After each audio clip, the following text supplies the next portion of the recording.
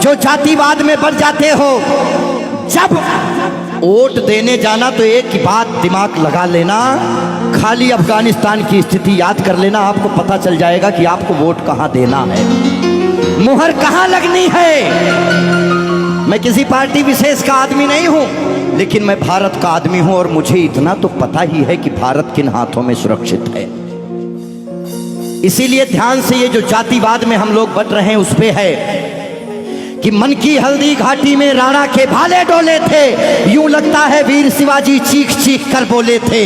पुरखों का बलिदान घास की रोटी तक शर्मिंदा है, कट गई जंग में राणा की बोटी बोटी शर्मिंदा है। खुद अपनी पहचान मिटा दी कायर भूखे पेटों ने, जो टोपी जालीदार पहन ली हिंदू माँ के बेटों ने।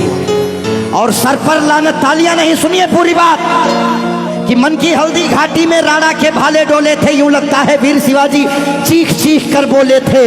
पुरखों का बलिदान घास की रोटी भी शर्मिंदा है, कट गई जंग में राणा की बोटी बोटी शर्मिंदा है। खुद अपनी पहचान मिटा दी कायर भूखे पेटों ने, जो टोपी जालीदार पहन ली हिंदू माँ के बेटों ने। सर पर लानत वाली छत से फिर खुला ठिकाना अच्छा था, टोपी गोल पहनने से तो मर जाना ही अच्छा था। मथुरा अवधपुरी घायल है, काशी घिर गई कराहों से, यदकुल गठबंधन कर बैठा कातिल नादिर शाहों से। मुंह से आह तलक ना निकली धर्म ध्वजा के फटने से, कब तुमने आंसू छलकाए गौ माता के कटने पे। हिंदुस्तान के लोगों जागो, कब तुमने आंसू छलकाए गौ माता के कटने पे। जागे नहीं अगर आज हम, तो ये प्रश्न पीढ़ियां पूछेंगी। हमारे पास दो ही ऑप्शन है, या तो हम अपनी आने वाली पीढ़ियों के लिए चेतावनी बन जाएं या मिसाल बन जाएं। ना हम कश्मीरी पंडितों को भूलेंगे और ना राम भक्तों पे गोलियां चलाने वाले को भूलेंगे। ये वही भारत है, ध्यान रखिएगा। किसी बहकावे में नहीं आना है कि कब तुमने आंसू छलकाए गौ माता के कटने पे, और जागे नहीं अगर हम, तो ये प्रश्न पीढ़ियां पूछेंगी। गन पकड़े हिंदुओं के बेटे और बुरके से लदी बेटियां पूछेंगी, बोलेंगी हे यार पुत्र इतना उद्धार किया होता, खतना करवाने से अच्छा हमको मार दिया होता। और सोते रहो सनातन वालों तुम सत्ता की गोदी में, पर सांस आखिरी तक भगवा की रक्षा हेतु लड़ूंगा मैं। शीश कलम करवा दूंगा पर कलमा नहीं पढ़ूंगा मैं, शीश कलम करवा दूंगा।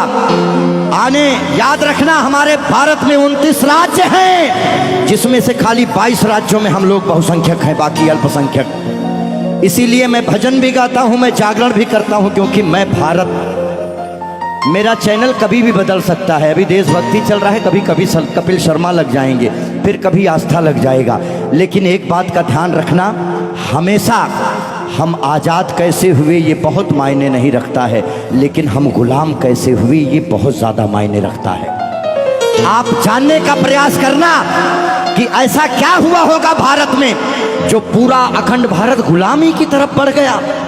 इस देश में जिनको चोर कहना था, जो मुगल भारत को लूटने आए, चाहे वो गजनी रहा हो, चाहे वो औरंगजेब, महान अकबर जिसको जिल्ले इलाही कहा गया, जिल्ले इलाही खुदा की परछाई को कहते हैं। और जो भारत के लोग अकबर को महान बताते हैं, जिल्ले इलाही शहंशाह अकबर, जिल्ले इलाही खुदा की परछाई को कहता है। ये कौन सा जिल्ले इलाही है जो दिल्ली में महिलाओं की मंडियां लगाता है, महिलाओं की खरीदी फरोश करता है? इतनी काली परछाई कौन से जिल्ले इलाही की हो सकती है?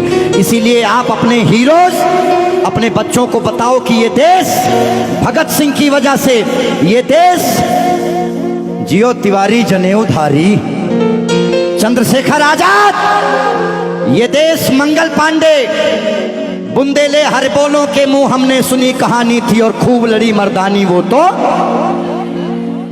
हमारे यहाँ महिलाएं घूंघट करती हैं क्योंकि यहाँ लुटेरे आए भारत में, लूटे, डोलियां लूटे, महिलाओं के साथ दुराचार किए, जिसकी वजह से उन्हें पर्दे में रखा जाने लगा। भारत के लोगों, 2022 का चुनाव आपके सर पे है। मोहर लगाने से पहले सोच लेना कि भारत वाकई में किन हाथों में महफूज है। बाकी आगे आपकी मर्जी। बोलिए भारत माता की।